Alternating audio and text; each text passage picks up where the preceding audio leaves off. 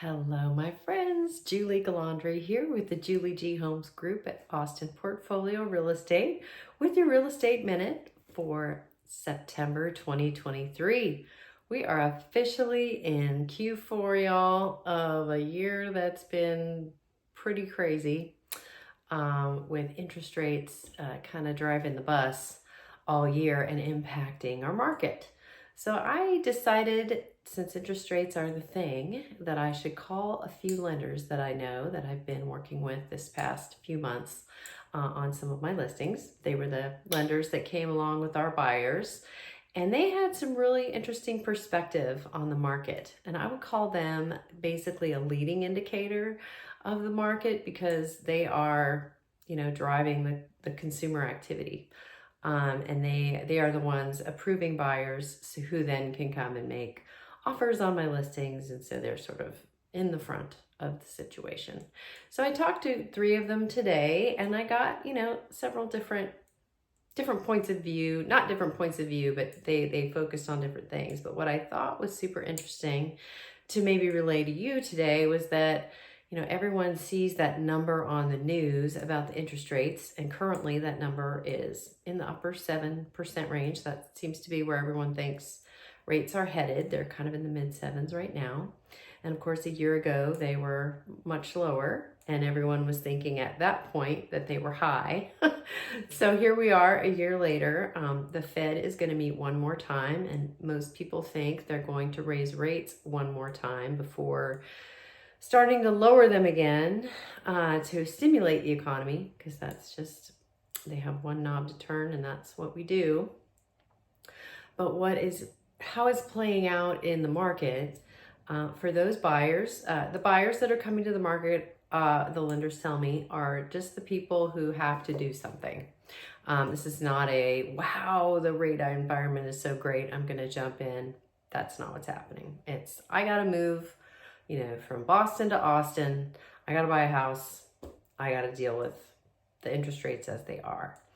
But what people may not realize is that, of course, there are tools that are popping up to accommodate the situation that we're in. So let's, rewind 2 years. Sellers are in the driver's seat. Buyers are clamoring. They're offering the sun and moon and stars to be the winner. We are not in that situation anymore. Prices have come down. And so rather than properties getting bid up, we are finding creative ways to entice a buyer. So that's completely different. And the best way to entice a buyer is to try to find a way for them to have a lower interest rate than the current, what I'll call the retail rate, which is, like I said, currently in the mid 7s. And I have a great example in my own practice of what's happening in more than 50% of the sales that are happening right now, according to my sources in the lending world. We are finding money for the buyers in the contract, not at the top line, at the list price, but a few pages in, there's a paragraph that allows for a seller to offer a buyer closing costs.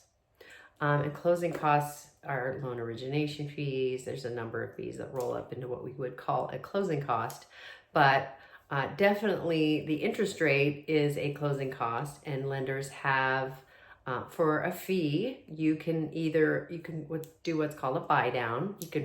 You can pay upfront an amount that will cause your interest rate to be lower.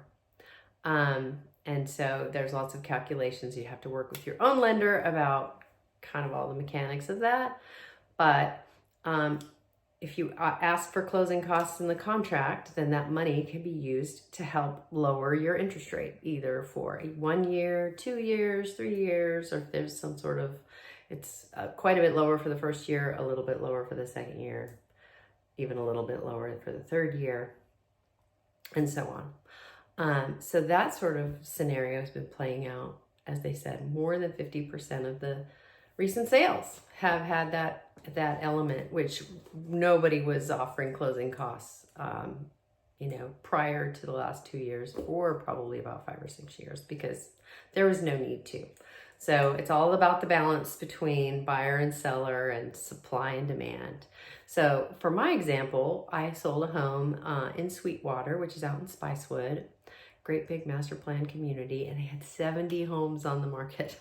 So my client wanted to put his home on the market and sell it.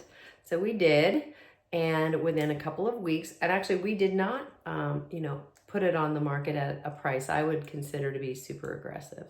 But it was a great property, it wasn't really tightly it had land around it. It had some really nice locational aspects, and it was a 1-story. So I think that helped it as well.